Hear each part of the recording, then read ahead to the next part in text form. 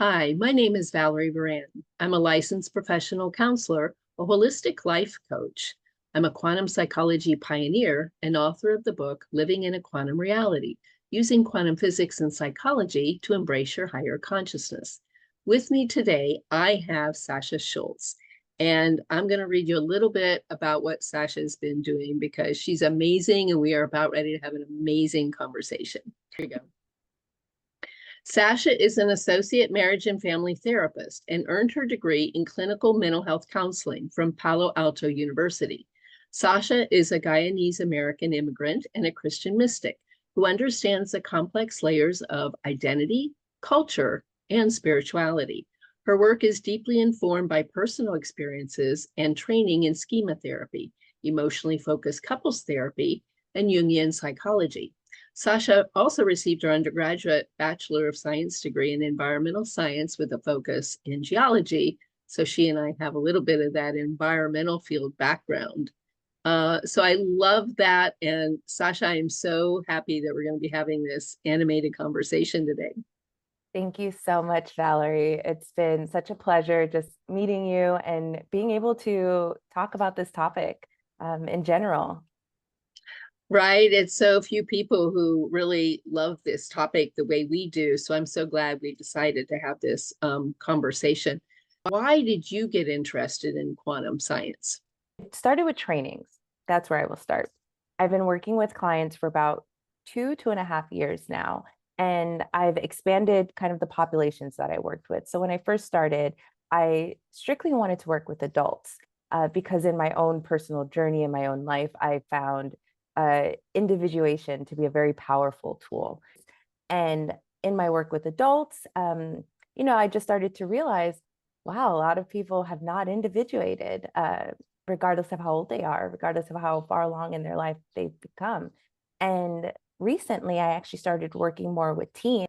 The more I worked with teens who are right in that phase, that developmental stage of individuation, I realized they're not hitting that mark either.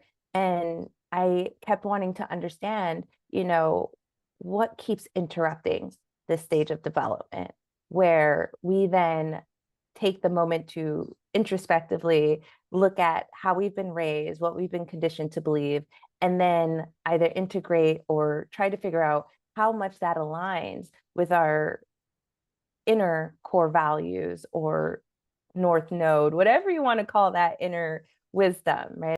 And I kept looking for maybe I accepted I might have been lacking some kind of training or understanding.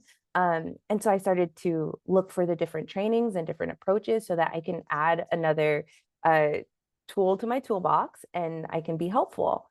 What I came to realize, though, is that with all the trainings, even with those, something felt like it was missing. And that we weren't seeing the full picture. And that even with all the training, it was like we were only ever addressing the symptoms and never like the root cause of what our clients are experiencing. In my own journey, I've never worked one-on-one with a therapist. However, I did go the spiritual route. I seek all kinds of truth, right, in text, in practices. And what I came to realize through my own journey was just that it's an introspection, it's an asking and a challenging actually of one's self, one's thoughts, one's beliefs, one's thinking.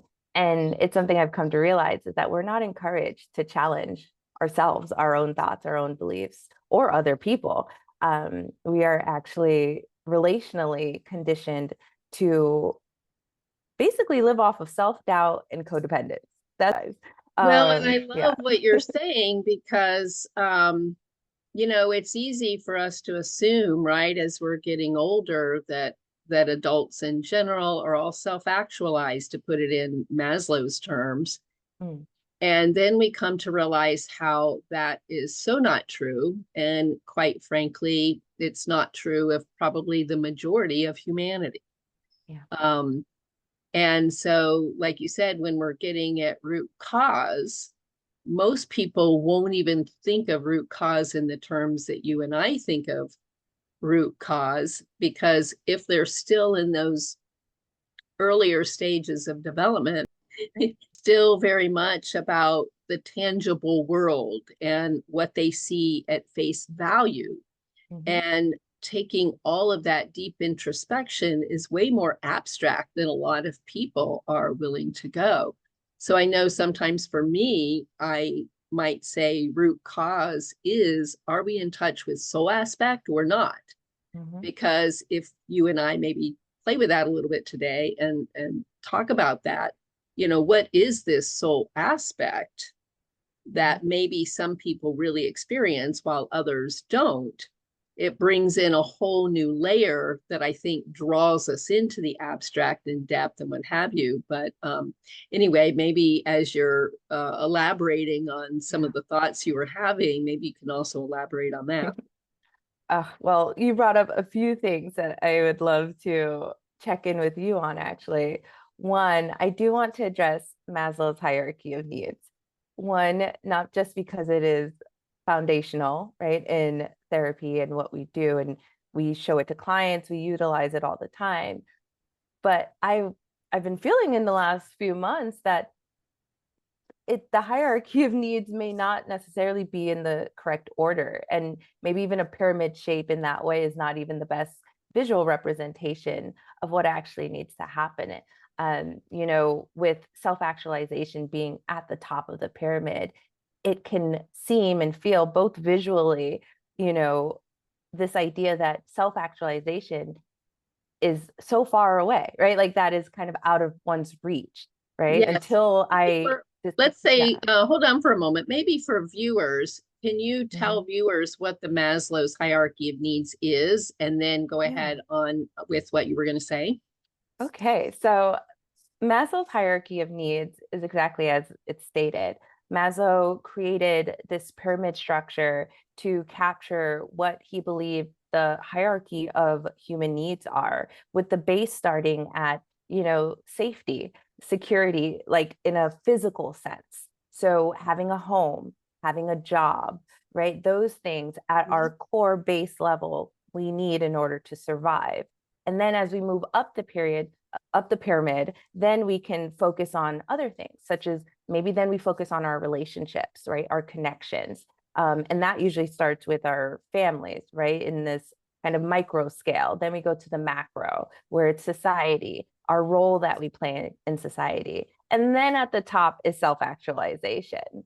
And the idea is, for me, I just don't understand how, and based off of how society is going, it's showing that it's not easy to move through any of these realms without that center of self-actualization. And maybe self-actualization isn't even the best wording for people to truly understand what that is, because it isn't as if there's this long journey of trying to understand or get to know yourself, right? That should be almost inherent in how we exist. And yet it seems to be outside of ourselves, like something you only think about after you've done the basics, right? Only after you've gone through your survival and you feel like you're safe enough to actually look within, then you can do it. And that seems to be the messaging, is that take care of everything else first and then reflect. And the idea is, I don't believe you can take care of anything without reflection, not in a long-term, you know, aligned, healthy, holistic way. And so what we're seeing is, you know, a lot of these teens and adults, they get it all right. They did exactly what they were supposed to do, what society told them they needed to do in order to move their way up this pyramid. And yet they keep finding themselves stuck at different points. And this part of being stuck always comes back to, how much of yourself do you actually really know and understand and have you aligned to? And so when we look at Maslow's hierarchy of needs, we keep repeating as clinicians, because we're told that, you know, this is the evidence-based way of how people function, that, you know, we have to just start at those basic physical needs for people. And that's what they need to feel both emotionally, physically, and mentally safe. And I'd argue, you know, yes, physical needs are important, but we also need to bring that mental realm back into the conversation, and that everything actually branches out from the mental realm and from our conscious awareness of ourselves. In order for us to find a career, in order for us to find a relationship, all of that has to come from a knowing of self.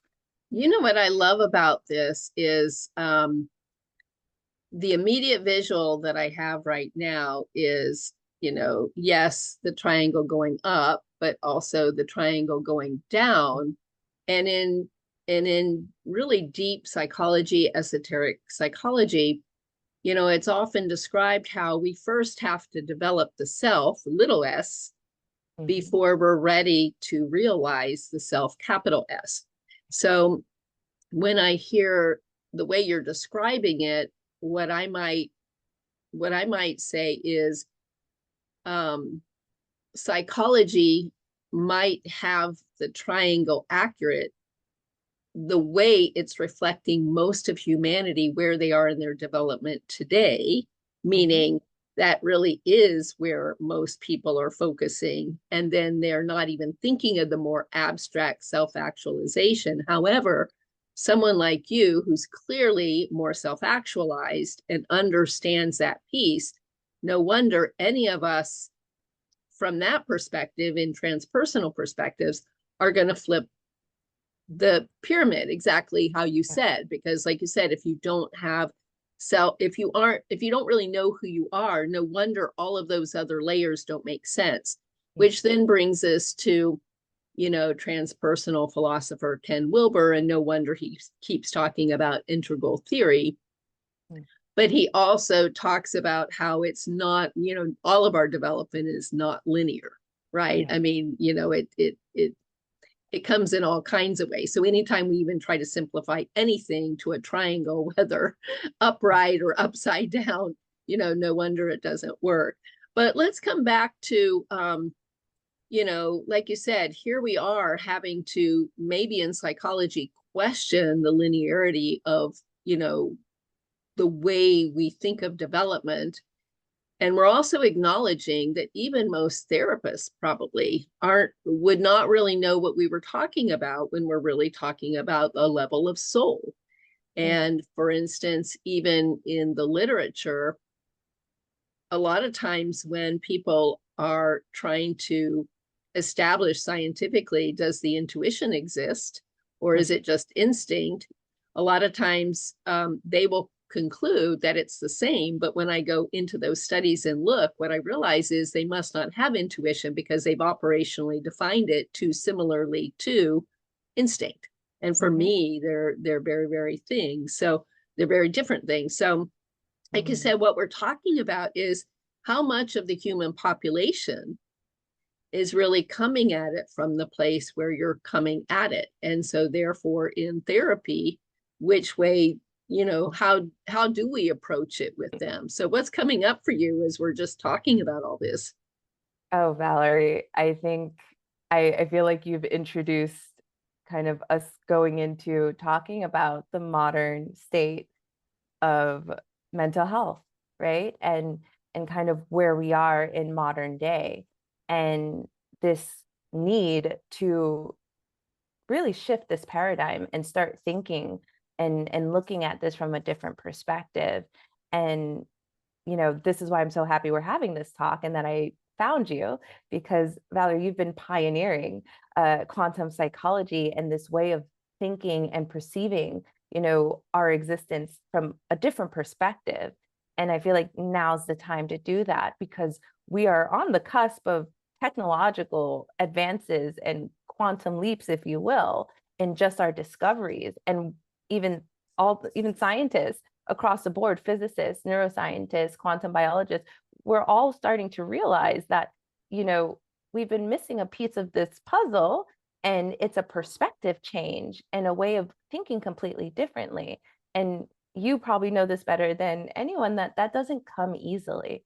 That is the challenge of asking people to think and perceive and believe things differently than they have up until this point. And so I would actually even ask you, through your journey of pioneering this, what helped you to so early on recognize that a shift in perspective was needed to fully understand this part? Well, and I do think it came back to the fact that I just happened to be an early childhood experiencer, and I would describe it as a spiritual experiencer where I was always feeling presence, and what really felt to me were, let's say, I'll just use the metaphor of the heavenly realms that people normally think of.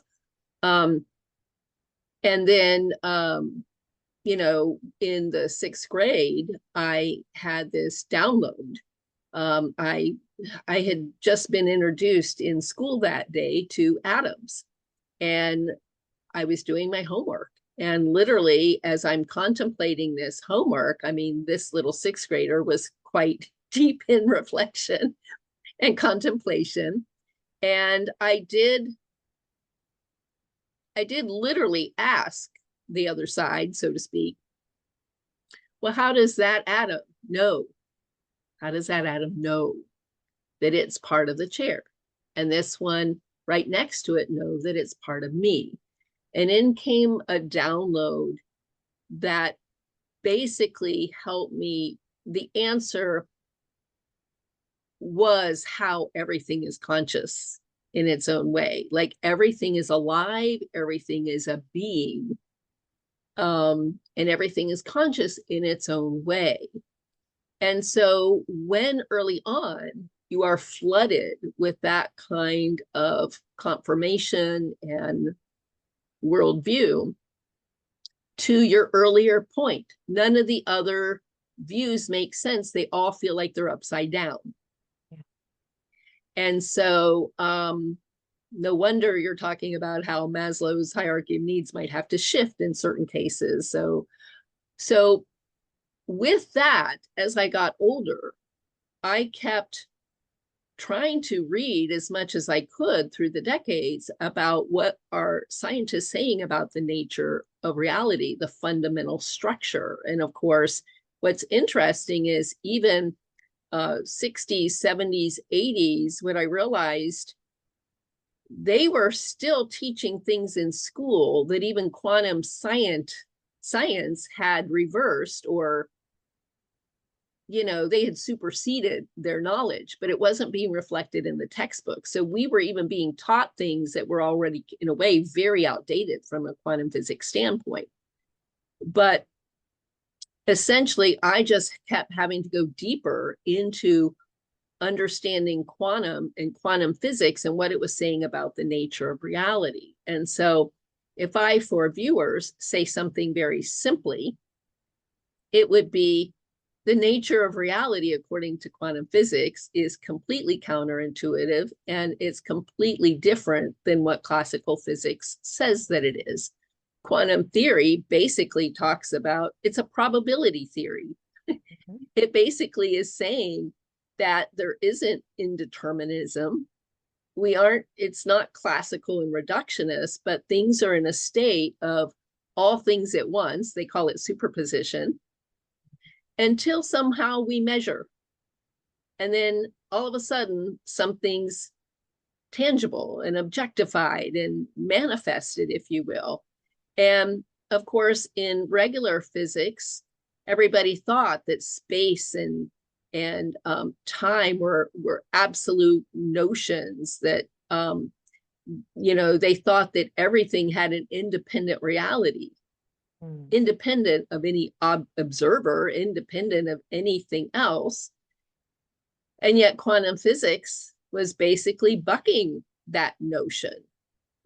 And so I'll stop there. I'll keep that as the simplified thing, but it really started turning on its, head all of the things that we thought we knew about reality. You and I talked about how,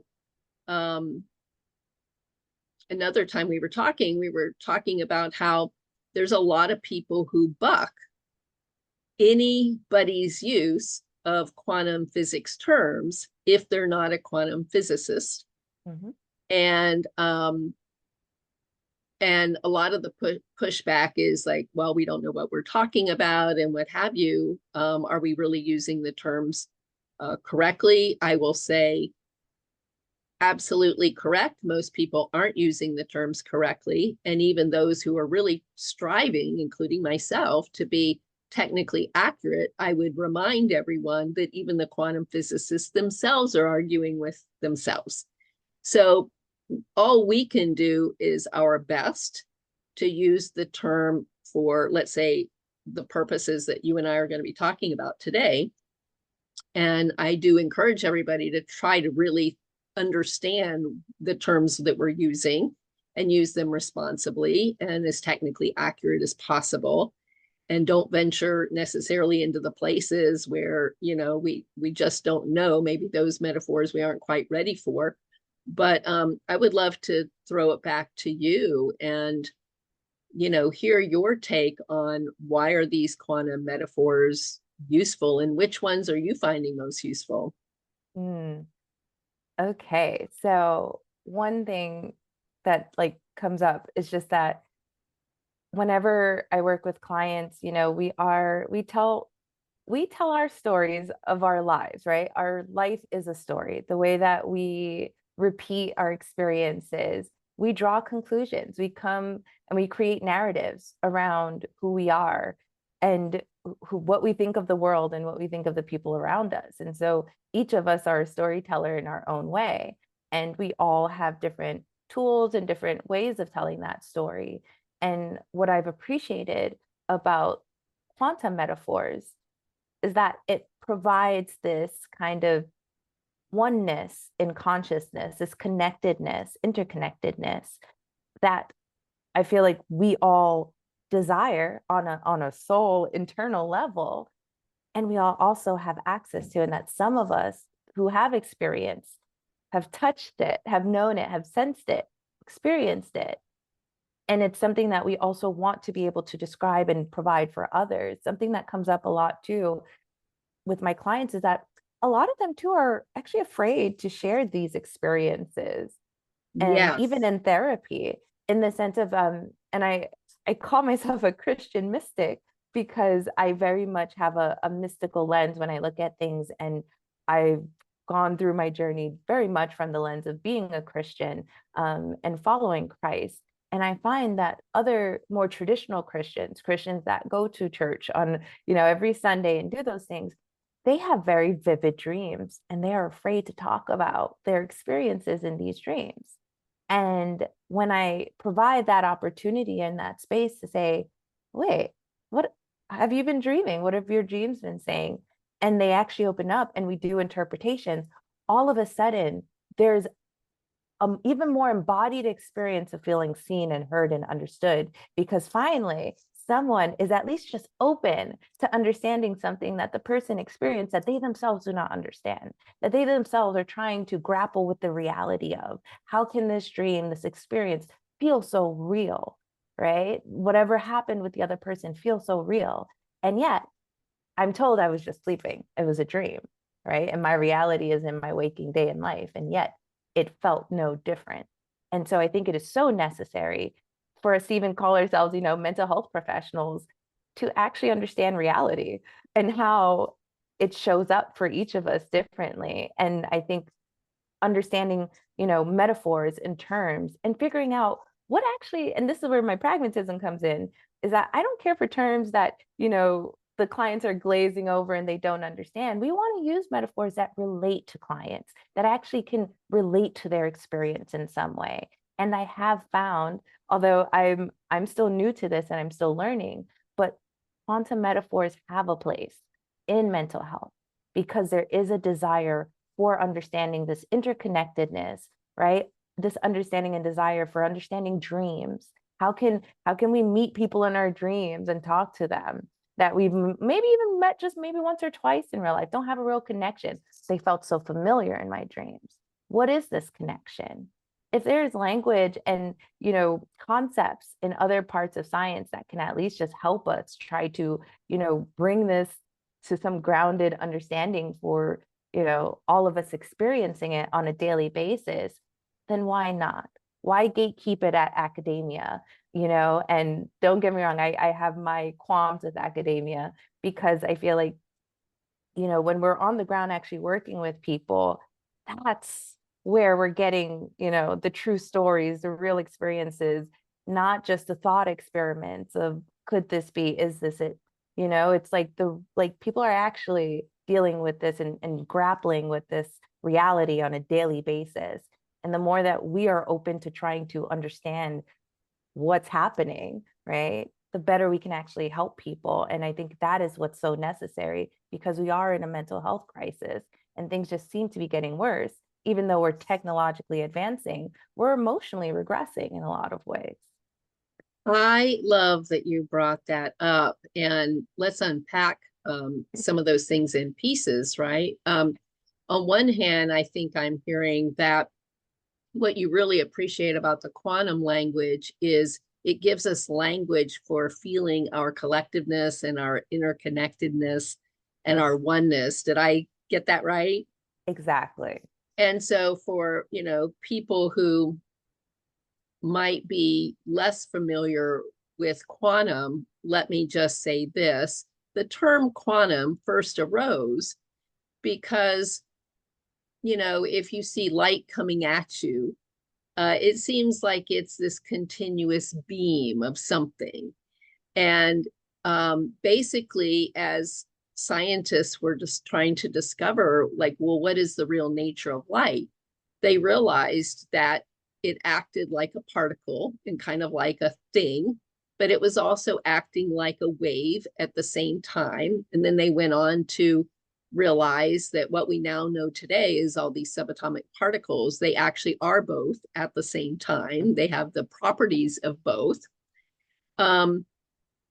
However, they, those early pioneers, went on, and what they began to realize is it's not continuous like they thought it was. So it's as if we have these energy chunks, if you will, and it's as if reality is divided up into discrete quanta.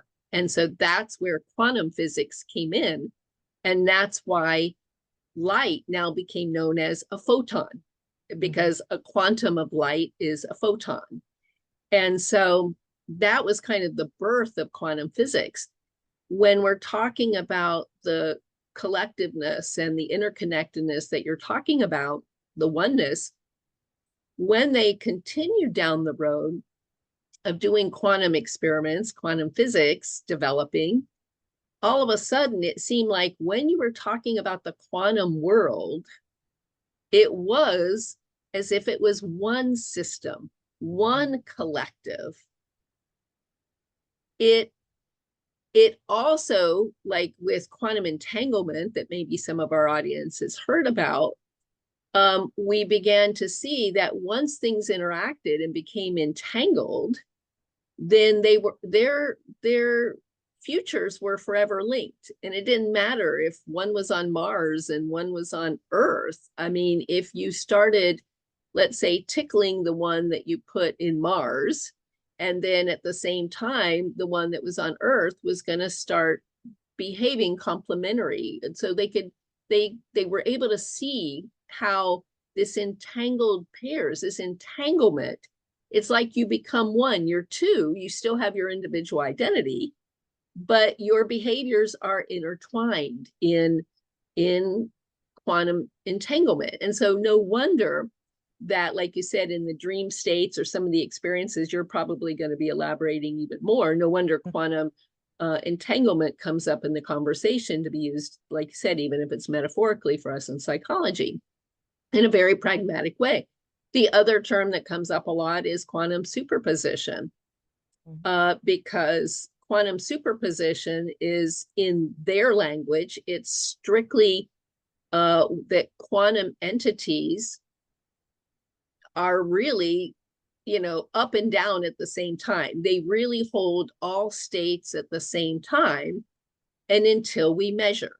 And then somehow when we measure, which is then, it's called the observer effect, because it's by the time we actually know something, it seems like it collapsed to a certain place. It became a manifested thing out of a realm of probabilities where it was all things at once until it became a definite thing. But it only became a definite thing when we looked and measured, if you will.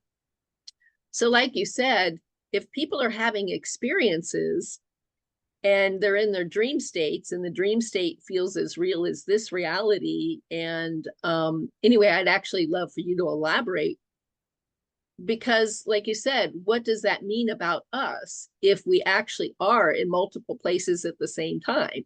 If we are in our bedroom having a dream, but at the same time it feels like we're in other realities in a dream state. And by the way, we have been able to find that, I'll give one example for today's conversation. A woman, I remember hearing a report of a woman who woke up and she felt like she had had a dream that she was visiting her husband on a nuclear sub.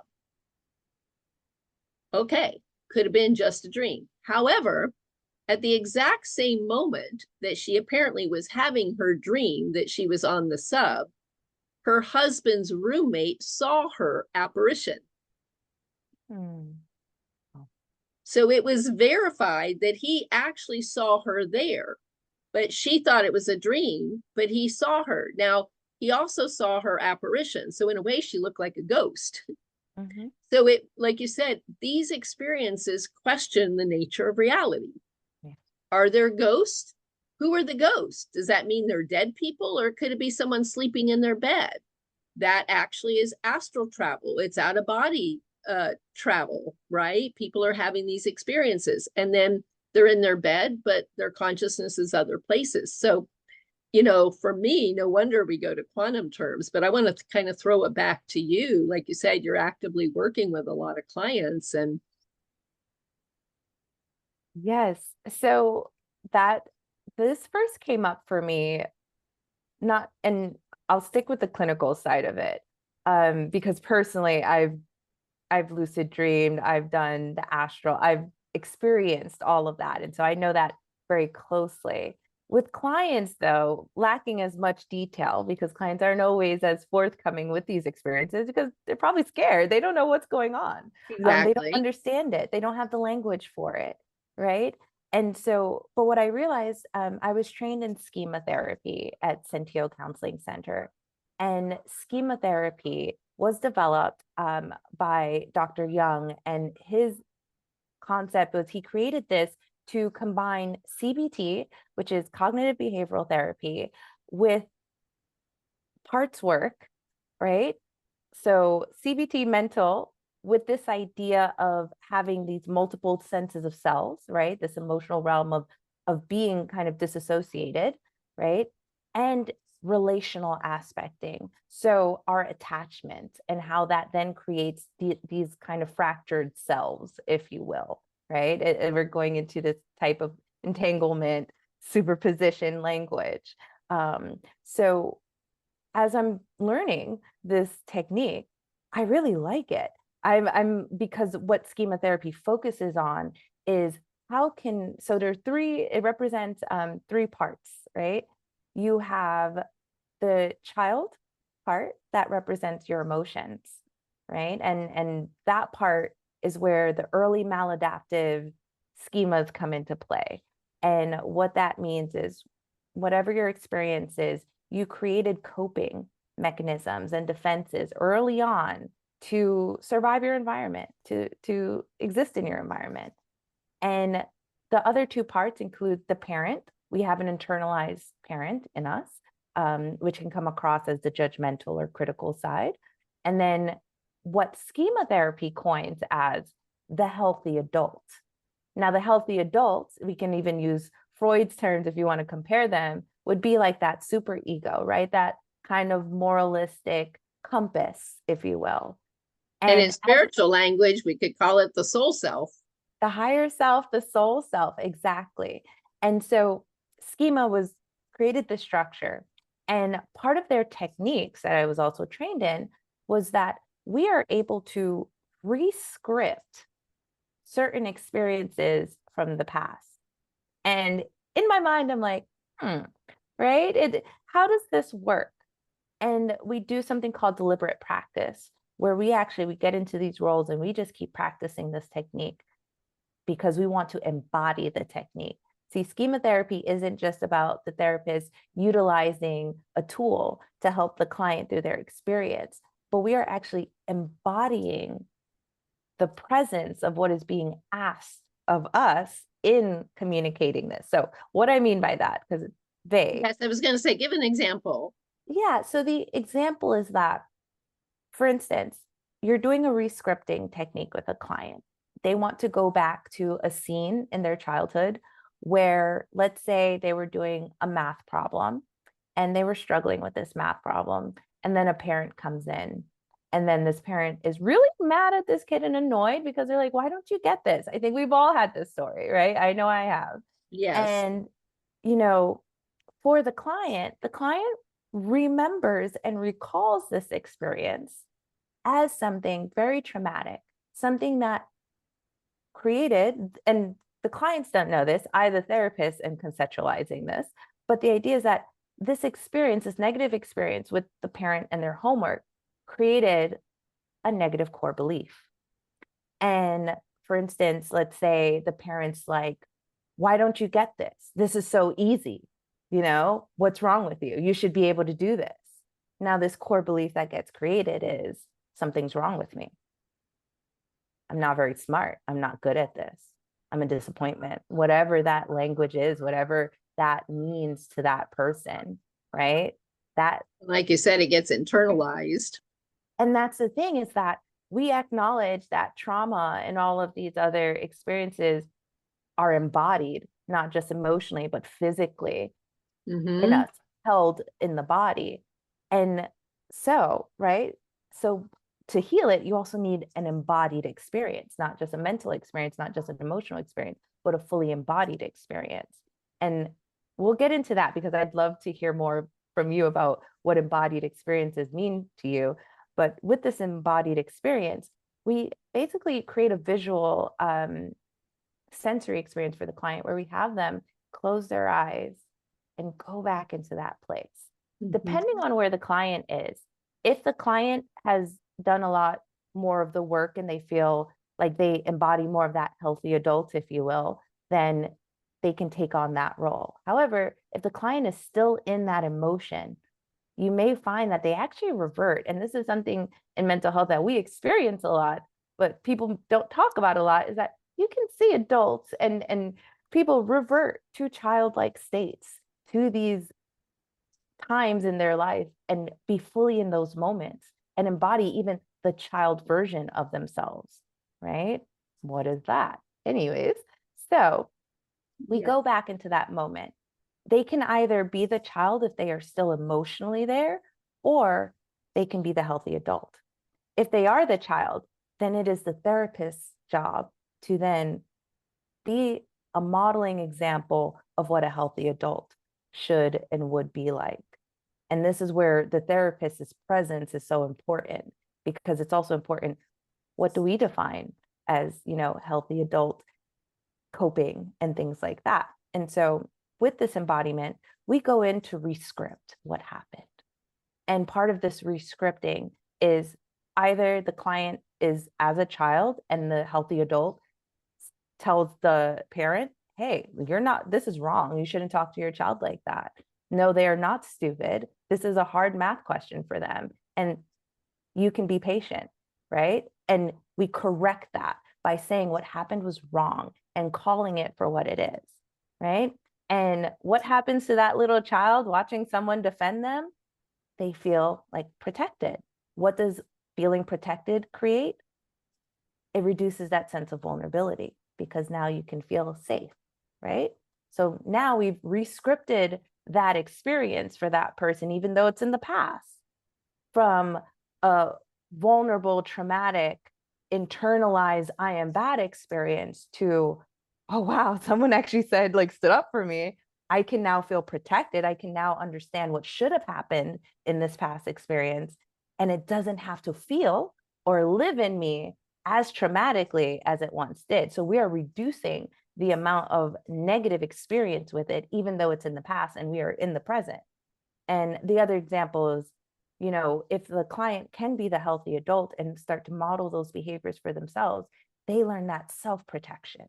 They learn that they were vulnerable as a child in the past, but now in the present, they are an adult and can take care of themselves and protect themselves, both in the past, and trust themselves to do what they need to do for the future. And we want people to be in that space because that is the empowered space where people show up. People can actually, be the light they were meant to be. Unfortunately, we don't teach people that, right?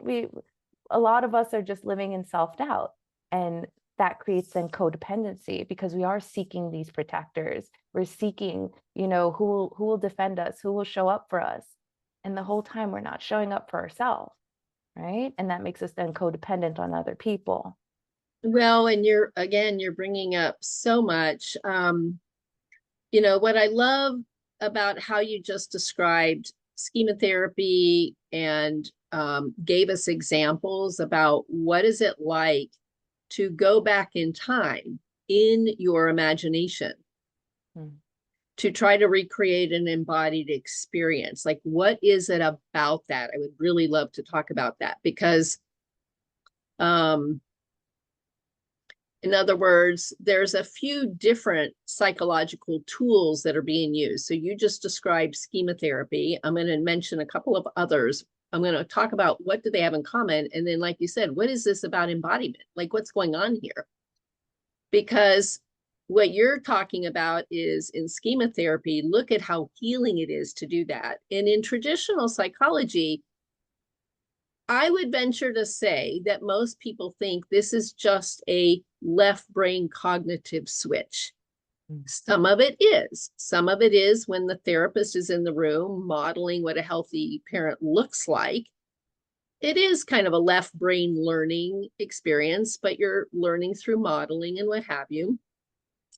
But what is it about going back in time, right? How does it shift an embodied experience? So I'm going to contrast and compare that with, let's say, somatic experiencing.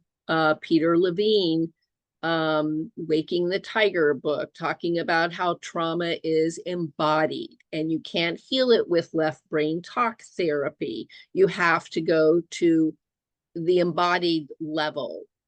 I'll keep using that terminology until I change it.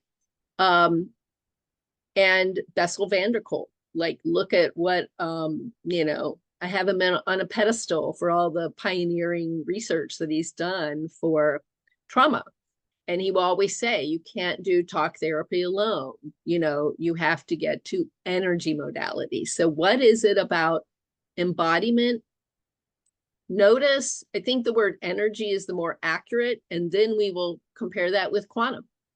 Because at the first level, so like you said, we're always having so much to unpack in this. At the first level, we are a physical being, a physical particle. We are here in this particular space and time. And we're trying to deal with our presence. But at the same time, deep inside, there are things that we need to adjust. When we start to realize that this thing we think we're made of is actually energy, it's an electromagnetic field, waves in field. We, even our nerves, like at its deepest level, it's about energy signaling. It's the energy signaling between nerves that makes, does a synapse drop more chemicals into the gap, into the synapse, or does it take some up? It's really based on the electrical signaling. So when psychology starts to really fully appreciate, and very few people even give a second thought to the energy signaling. Everybody's so focused on the physical and the biochemical. But once we shine a flashlight on the energetic self, this electromagnetic aspect, then we start realizing something about energy. So coming back to our examples. So when Bessel van der Kolk says we need something more energy, related, not just talk therapy, it's like understanding and giving a new definition to embodiment. So to me, the way I would describe it is when we're referring to this embodied experience, that experience has an energy to it. And when we're describing the energy, we can use the word qualia if we want. We could say it, in a way, it kind of has a feeling, a shape, Qigong gets at this really well. It, you know, might have a volume, a shape, a sound, a color, a density. Is it thick or thin? Is it homogeneous or rough patches or holes? Every experience has an energy to it. Now, if we just let it energetically go, it's not embodied. And that's healthy if we're not hanging on in our actual psyche to really maladaptive experiences or early childhood traumas. But when we are holding on to them and they continue to affect us into adulthood, it is because we've embodied it. Now we're giving that a different, you know, a more deeper meaning. We literally are holding on to the energy. So all energy modalities are about helping the clients focus in on what is that embodied experience, but how is it in the body? Where is it? And what qualities? And then there are amazing techniques when we can shift things in our mind's eye, you know, and it literally shifts the energy. The energy is now changed and we aren't holding on to the trauma anymore. It's shifted. So in your example about the homework, let me just insert this other thought. And why does this work? It's the brain does not, like in neuroscience, we've come to realize the brain doesn't really much know the difference between something that's happening to us in vivo, in real life, or if it's in our mind's eye.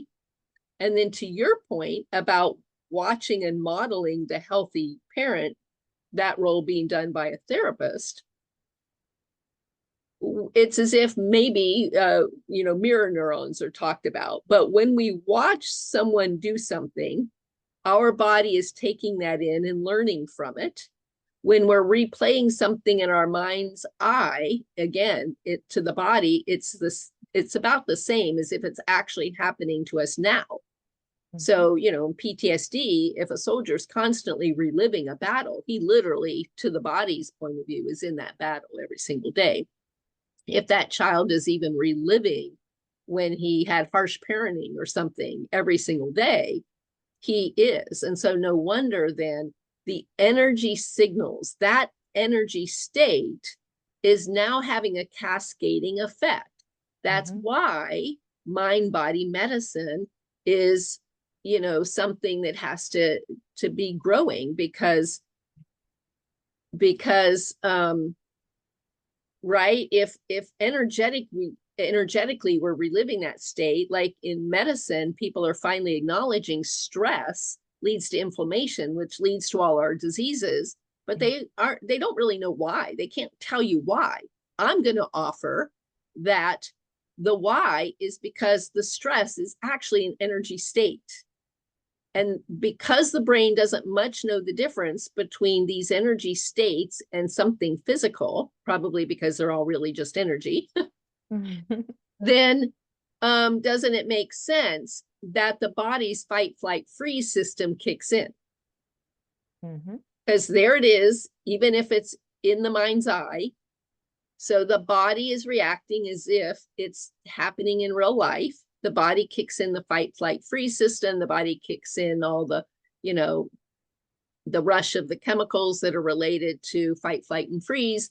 And unfortunately, those are a chemical cascade that shut down the body to prepare it to run, to prepare to flee or fight or what have you, right? So digestion shuts down and all these things. Well, then no wonder we have all these physical problems.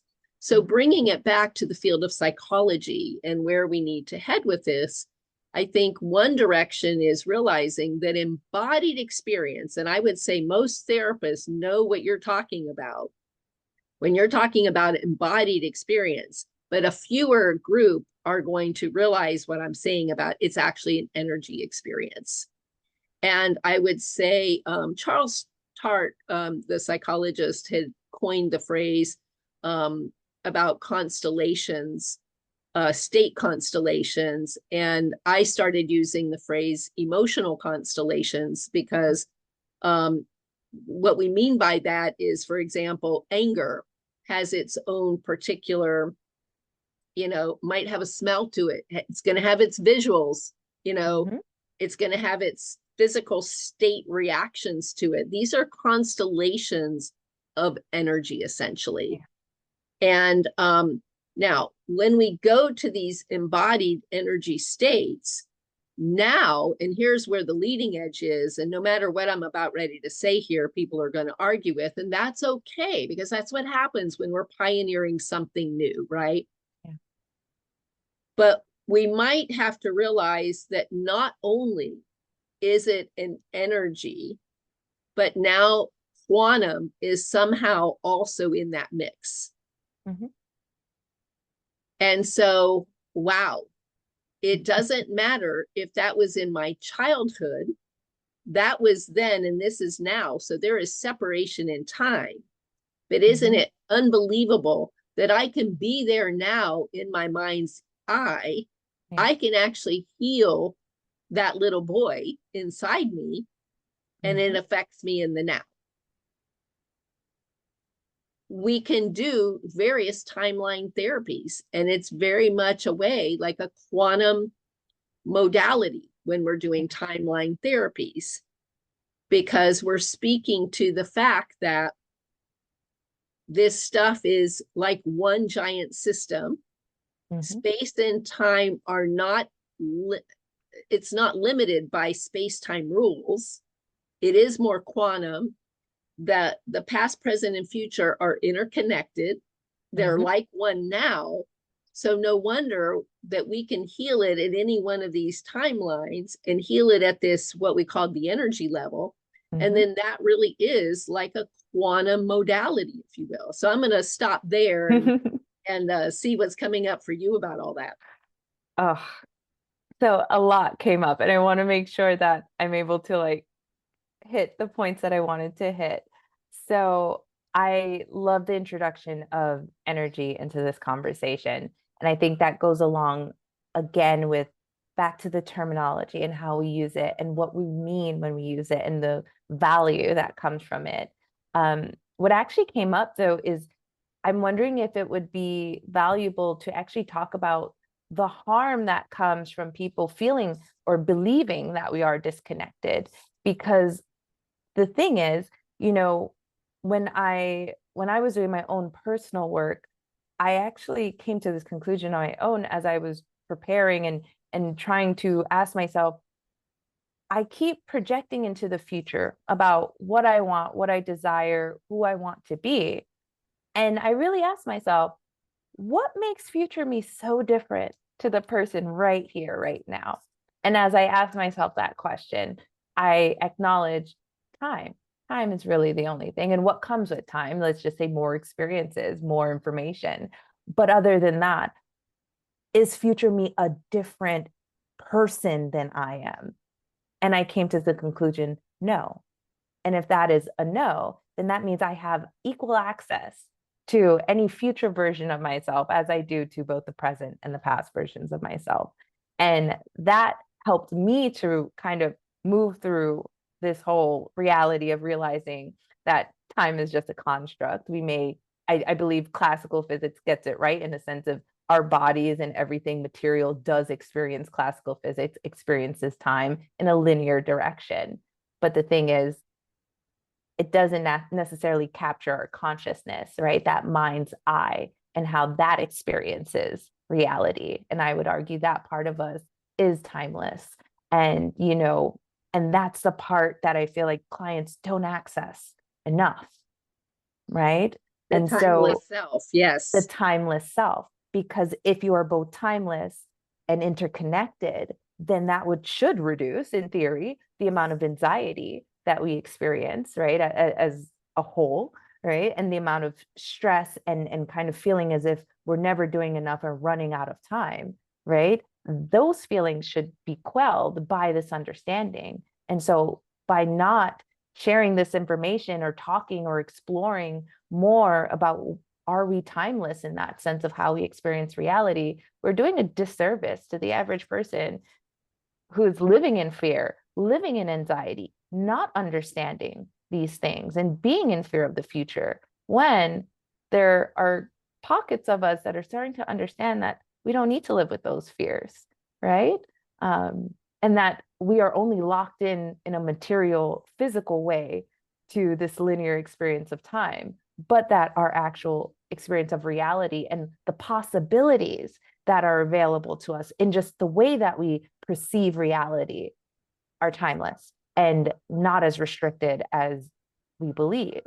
And one thing I actually wanted to ask you as we were talking is, when it comes to energy and these kind of electromagnetic fields that we're producing, you know, between that, our physical form, and the mental realm, which for the sake of argument, I will include emotions into the mental realm. I remember a supervisor once told me when I was being trained, he really emphasized, he said, and I really appreciate this supervisor. He taught me amazing skills in empathy. But I really disagreed with him on this point, and it brought me to where I am now. But he said, all healing starts from the bottom up, right? And every therapist will say that. If you're a good therapist, you will say that, right? And, I felt like I had to say that. And I did, but I didn't believe it. And the reason I didn't believe it was because, he kept trying to say it's the emotions, right, that happen first. And then we think and add thoughts and meaning and all these things. And I wanted to believe it because that's what they tell us, right? That's what grad school told us. But in my experience of life and what I experience with my clients, I'd argue it 100% is our mental realm that hits first, and that affects our emotions and our energy and how we perceive reality. And what I mean by that, it is not an active conscious process. It is the subconscious belief systems for which your emotions and your energy flows from. So it's what you believe about yourself and believe about reality that we then perceive out. So for instance, you and I can have the same physical experience, watching two birds fly past. We both see it. It's just, that's what's happening outside of us. But our perception of it can be very different. The feelings that it evokes within us will be very different.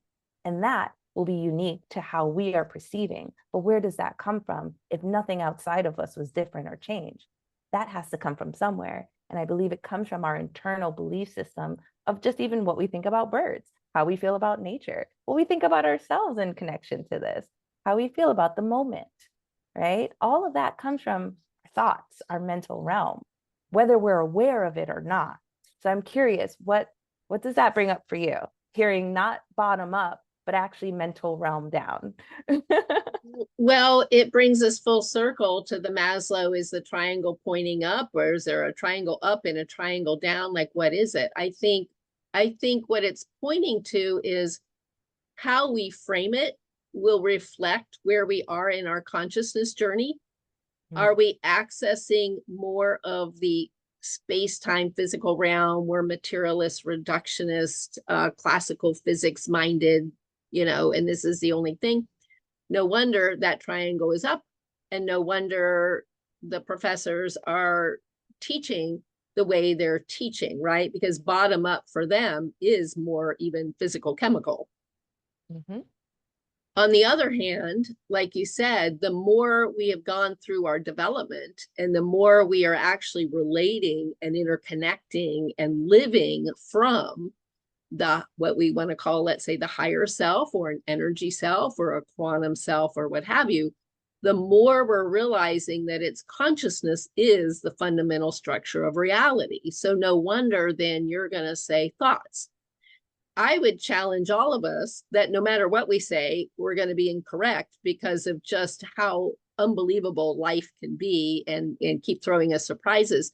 But I would say if we're thinking quantum, then it's more correct to say that it's all arising at the exact same time. Mm-hmm.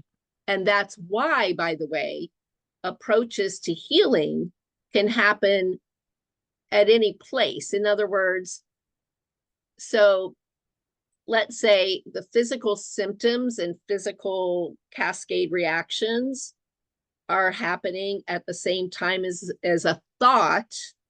And I'm going to give my definition of emotion in a minute. So no wonder you're thinking thought first. but technically, anger arises for most people. It's like this blob, and it's all arising kind of at the same time. So no wonder it all gets confusing for people. My cat. Oh, I did want to clarify when I say thought, and I mean this clarification because even I don't mean thought, I mean a belief. okay. So And I'm going to just yeah, generalize it for a moment for yeah, a reason, right? Because belief is even more substantial than a fleeting thought, let's yeah. face it. And so no wonder belief is going to be more embodied or more an energetic. And not something you think Structure. about. It's in you. It's It just there.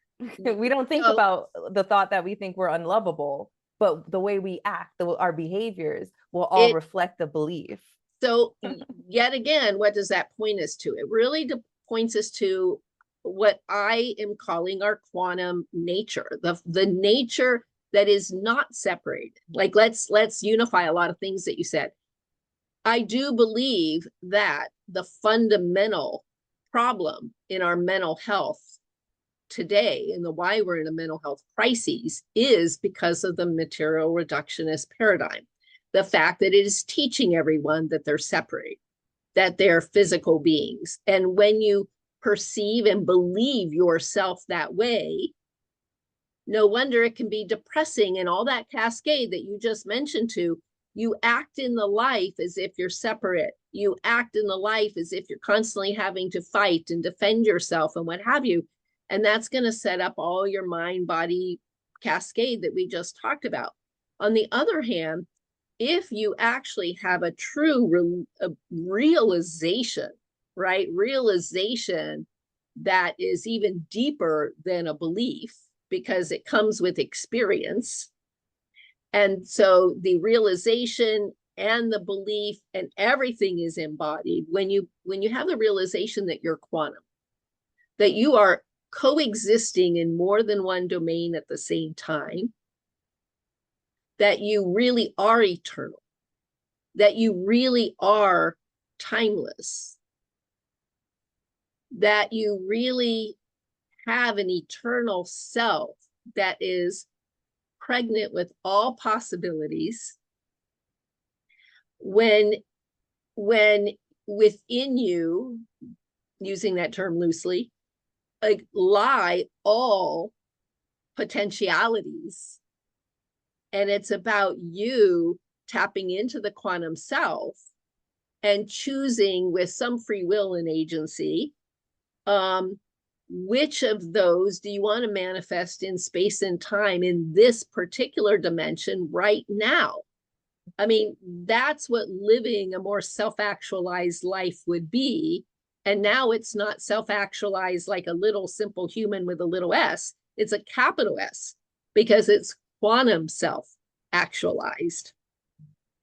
And now we're living with trying to choose, and we're living with realizing we are an interconnected being, and everything that we are doing or thinking in the now is affecting all dimensions and all realities, past, present, and future, and all in the now. And so we are so interconnected at the quantum level with all intelligences and consciousnesses and what have you. It's kind of like a Russian set of nested dolls, really. It's like consciousness within consciousness within consciousness. We can look at our body and realize how true that is. We're finally getting more researchers who would also say what my sixth grade download told me. Like every atom is conscious in its own way. Every cell is conscious in its own way. And to them, we are God because we are this being in which they live and have their beingness. But then we are the cell, to the broader, even earth organism, that is here. So, and that brings us to the environmental. So considering our time, I'm guessing we should probably wrap up for today, because I think it's a great place to stop this summary, this call to all therapists in a pragmatic way, to maybe allow ourselves to include quantum metaphors in a responsible way as we evolve psychotherapy, because we do have a mental health crisis. Yeah. And it is so because of this isolated, lonely I in how we conceive, perceive, and believe ourselves to be. And when we start considering that we actually are a quantum self that is eternal, all the near-death research and all this other research that we'll probably talk about in a different podcast, but you know, like we have all these selves, we have all these potentialities, and so look at what a limited life we are leading as opposed to embracing our larger interconnected self. And once we realize how interconnected we are with all beings on this planet and with the planet itself, and you and I having been in the environmental field, like when you look at the level of ecosystems, there is not a fine line. Like there is such interdependence and inner cooperation that is constantly taking place. So the field of psychology, like you said, has got to broaden its vision, has got to realize the energy aspects, the quantum interconnected, beyond space and time aspects, and in a very pragmatic way, help people wherever they are. And that's okay if they're just where regular humanity has been and they just need the more simpler tools, then that's fine.